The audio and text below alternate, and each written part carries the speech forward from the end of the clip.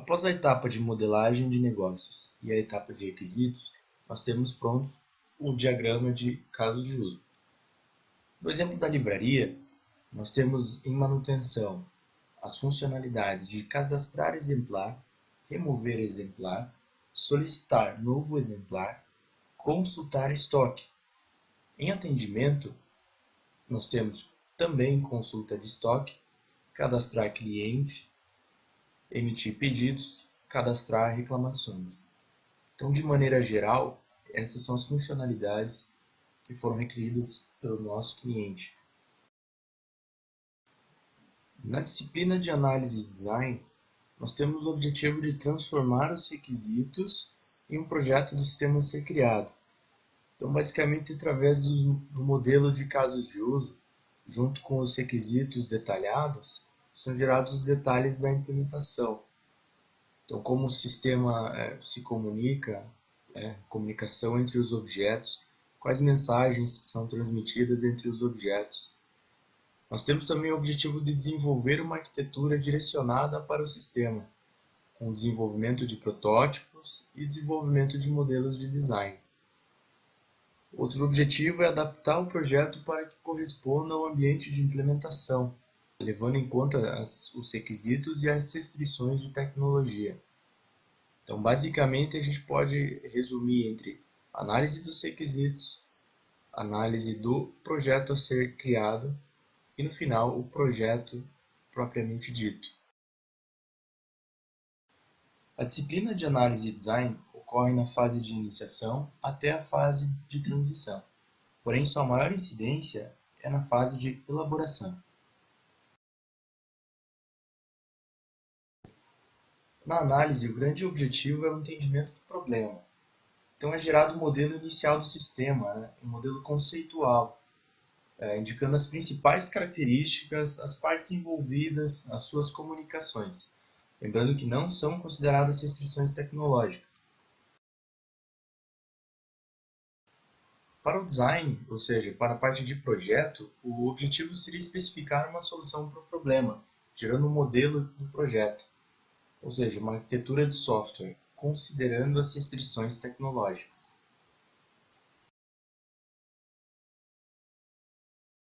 Falando um pouco sobre os principais papéis e atividades da disciplina de análise e design, podem ser citados o arquiteto de software, que é responsável pelo projeto da arquitetura de software. Vemos também o designer, que tem como responsabilidade a análise de casos de uso, os projetos de casos de uso, bem como o projeto de subsistemas. Temos também o projetista de banco de dados, que é responsável por desenvolver o projeto da base de dados desse software. O projeto da arquitetura desenvolvido pelo arquiteto de software contempla a estrutura dos componentes significativos do sistema. Define também a interligação entre esses componentes. Também indica os elementos arquiteturais, como banco de dados, servidores, clientes, filtros e componentes. Para o desenvolvimento da arquitetura de software, nós temos estilos diferentes que podem ser aplicados. No estilo Pipe and Filter, nós temos os filters, que seriam componentes que realizam um processamento de dados. Entre esses componentes, nós temos os pipers, que seriam conectores, ou seja, condutores que transmitem a saída de um componente para a entrada de outro. Temos também o estilo arquitetural em camadas, onde os componentes são alocados a camadas que controlam a interação. Cada componente se comunica com o componente das camadas vizinhas.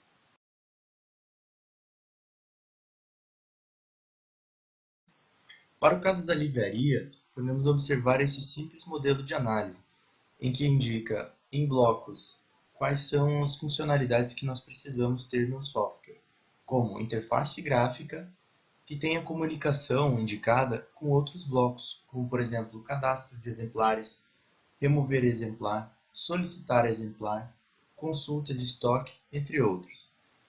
Podemos ver que existem interligações entre esses blocos em que nós poderíamos indicar quais são as informações que devem ser transmitidas entre esses blocos. Vemos mais abaixo outros 3 blocos que seriam de base de dados. Primeiramente, nós temos a base dos livros, para que possa ser cadastrado, consultado os estoques, enfim, outras funcionalidades relacionadas aos livros dessa livraria. Temos também uma base de dados para realizar o cadastro dos clientes e também para consulta dos dados do cliente para emissão de pedidos. Por final, nós temos a base de dados da livraria para reclamações, cadastro de informações genéricas. O RUP indica que não é obrigatório gerar um modelo de análise durante o projeto, porém é necessário executar alguma modificação durante a etapa de design. Na etapa de design, o modelo da arquitetura, com qualquer modificação, ele sofrerá grandes alterações. Então, como o modelo de análise se mantém o mesmo, os blocos, as comunicações permanecem intactas, nós podemos utilizá-lo para consulta, garantindo que algum bloco ou algum requisito do projeto não seja esquecido e todos possam ser desenvolvidos.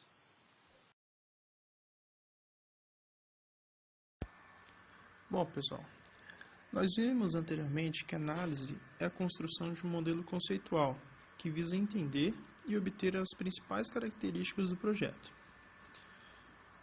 Agora, em mecanismos de análise, veremos quais serão os mecanismos com que realizaremos efetivamente nossa análise. Para isso, nós temos os padrões de estrutura e padrões de comportamento, e em uma análise podemos usar somente um ou ambos simultaneamente. Ok. Esses padrões são usados durante a análise para reduzir a sua complexidade e melhorar sua consistência, fornecendo aos designers, aos projetistas, uma representação simples e resumida de um comportamento complexo. Mecanismos de análise fornecem comportamentos específicos a uma classe ou a um componente relacionado ao domínio, ou correspondem à implementação da cooperação entre classes e ou componentes.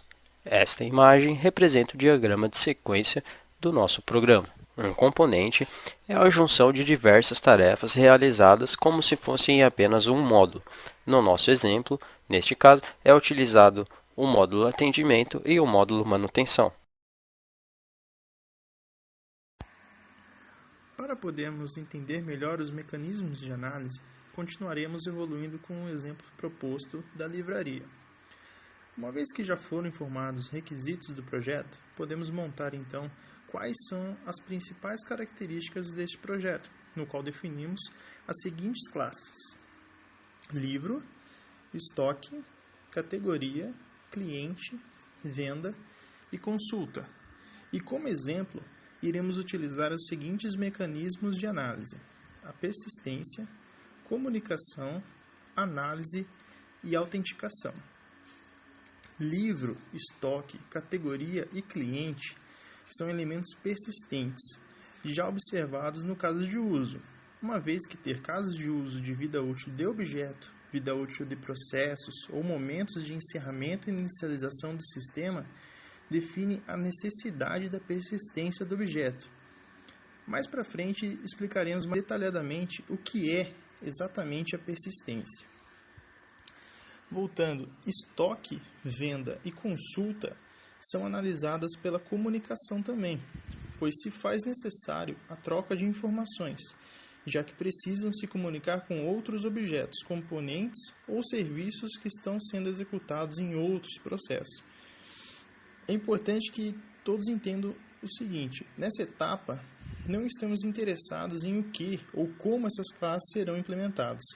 Apenas classificamos elas de acordo com os mecanismos de análise condizentes com as características envolvidas do projeto. Isso deve estar bem claro nesse momento. Continuando, venda e consulta possuem mecanismos de análise uma vez que precisam tomar alguma decisão em seu processo, certo? E por fim, temos a classe cliente, com o mecanismo autenticação, uma forma de conferir a autenticidade do cliente, fornecendo assim maior segurança às vendas. Por exemplo, como iremos tratar da persistência em outro exemplo mais adiante, queremos que fique bem claro o seu conceito, para que não interfira na compreensão do correto funcionamento dos mecanismos de análise e do design. Certo? A persistência é um mecanismo particularmente complexo e durante a análise não queremos ser perturbados por detalhes que nos informem como estamos nos saindo na conquista da persistência. E isso traz à tona um mecanismo de análise de persistência, que nos permite falar de objetos persistentes e que precisamos cumprir no mecanismo de persistência, sem nos preocuparmos exatamente com o que esse mecanismo fará ou em como ele funcionará. Bom, então, como nós vimos anteriormente, momentos de encerramento, momentos de inicialização, vida útil de processo, objetos, mecanismos de recuperação, frequência de atualização, duração, volume, todos esses são aspectos que nós precisamos identificar para a nossa aquisição da persistência.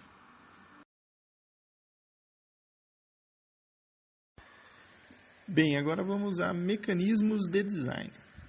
Um mecanismo de design acrescenta detalhes concretos ao mecanismo de análise conceitual, mas quase não exige tecnologia específica.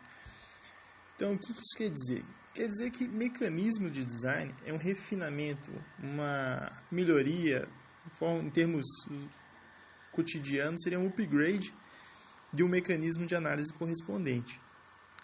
Da mesma forma que um mecanismo de implementação, que será visto mais adiante, é um refinamento de um mecanismo de design correspondente, uma sequência.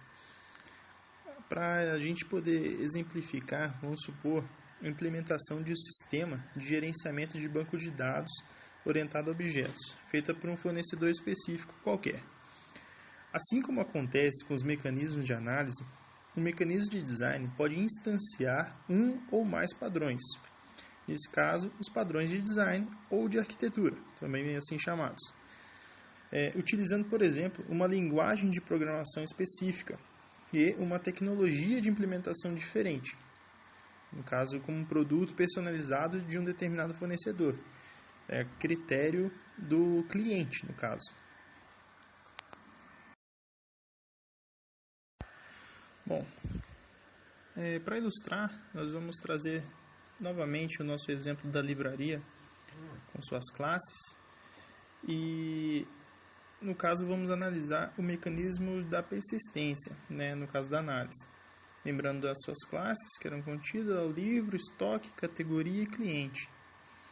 Entenda, até esse momento da minha análise não era importante eu saber o que ou como era feito, realizado, armazenado, enfim, não me interessava. Agora, a partir daqui, eu posso dividir e dimensionar o que cada um exatamente vai fazer. Pois esses objetos aqui das minhas classes podem exigir suporte diferente para uma mesma mecânica de análise. Por exemplo, talvez eu queira talvez seja necessário armazenar vários objetos pequenos por alguns segundos, sem nenhuma necessidade de permanência. Posso simplesmente descartá-los depois. Ou talvez seja necessário armazenar permanentemente no disco vários objetos grandes por vários meses. Objetos que nunca serão atualizados, ou que sejam atualizados frequentemente, mas que, enfim, isso é critério totalmente do nosso projeto. Palavras-chave: implementar, definir, testar e integrar.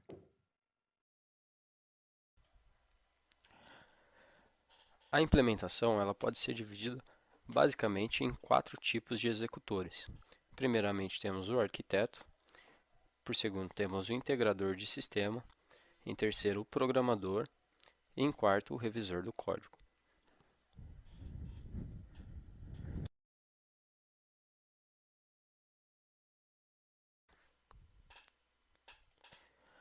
O arquiteto é responsável por estruturar o modelo de implementação, ou seja, ele deve estabelecer a estrutura a partir dos diagramas de caso de uso.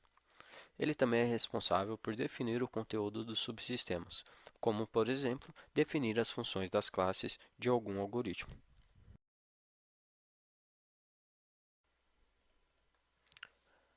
Após realizada a estrutura de modelo de implementação pelo arquiteto, o passo subsequente é passado para o integrador de sistema, o qual primeiramente fica responsável por planejar a integração. Devemos definir os subsistemas e builds, definir quais subsistemas fazem parte da build e quais não fazem. Alguns subsistemas não fazem parte da build, mas ainda assim são necessários como stubs.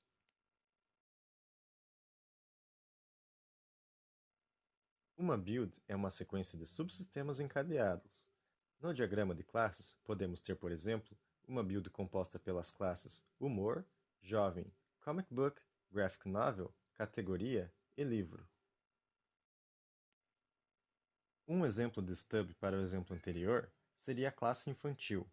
A build de exemplo não possui a classe infantil, mas a classe humor pode conter alguma função dessa classe, e como consequência, poderia dar erro caso a build não a incluísse.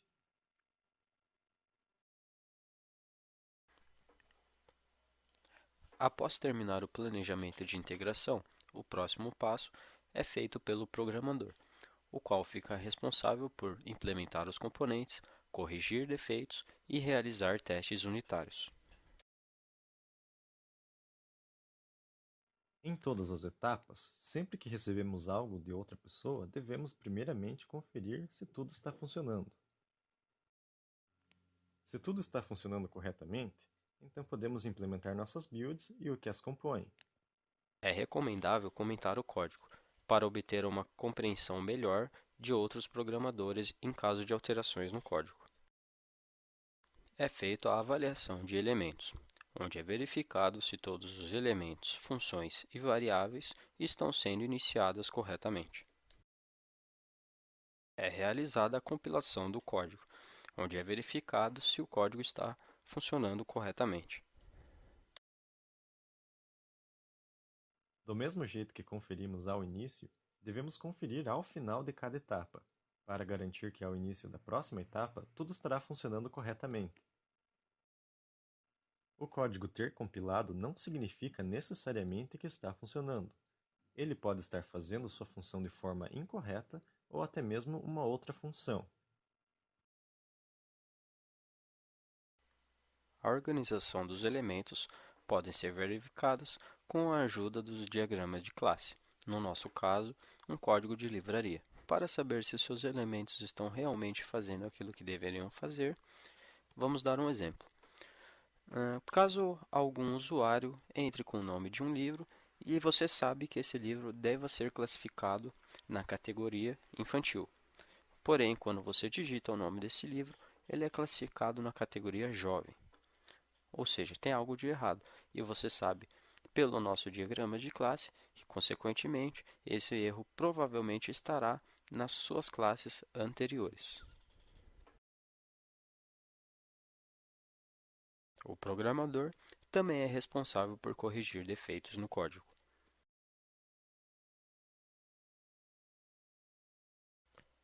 Caso exista algum defeito, é necessário verificar os componentes. Ou seja, é necessário entender e verificar como está o funcionamento entre todos os seus elementos de código. Caso ainda ocorra algum erro, devemos isolar o código em partes menores e com um teste dessas partes é possível detectar mais precisamente onde está o erro. Após verificar os componentes e ter localizado seu defeito, é necessário corrigir e realizar testes para verificar se o problema foi corrigido e não foi produzido ou adicionado nenhum defeito novo com a modificação do código.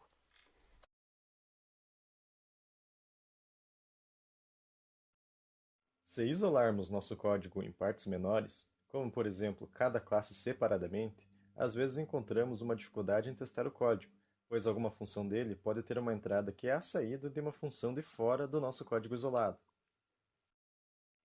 Para exemplificar, se fôssemos testar nossa classe humor separadamente do resto das classes, nossa classe humor pode ter uma função que necessita da saída de uma função da classe infantil, o qual não temos acesso no momento.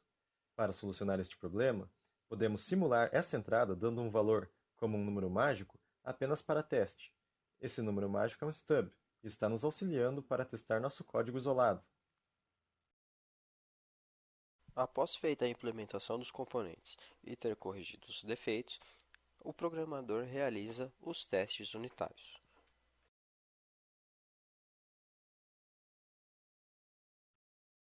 Mais uma vez, temos nossa redundância de testes, e caso haja erro, voltamos à etapa anterior. Após realizar os testes unitários, a fase seguinte é assumida pelo revisor de código, cuja função é revisar o código.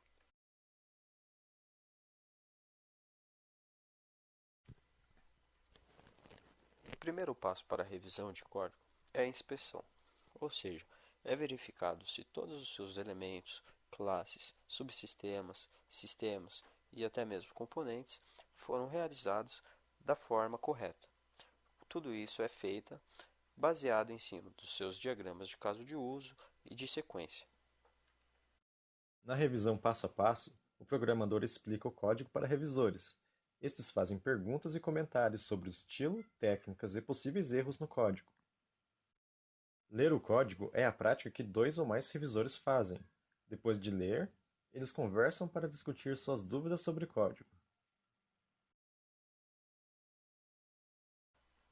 Após a revisão do código, o passo seguinte é então passado para um integrador de sistema, cuja função será integrar os sistemas e subsistemas.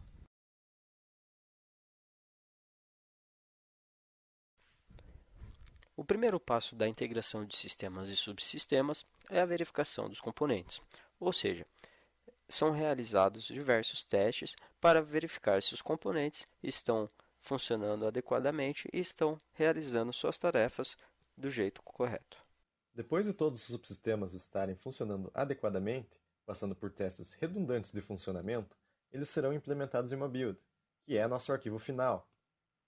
Mesmo sem nenhum erro nos arquivos, subsistemas e builds separadamente, ainda devemos testar para verificar erros, pois mesmo que não haja erros separados, podem haver erros na integração. Por último, existe a verificação dos resultados, onde o seu sistema, que já possui todos os seus componentes integrados, é colocado para funcionar. Então, com isso, é verificado se os seus resultados obtidos estão condizentes com aquilo que deveria ser obtido.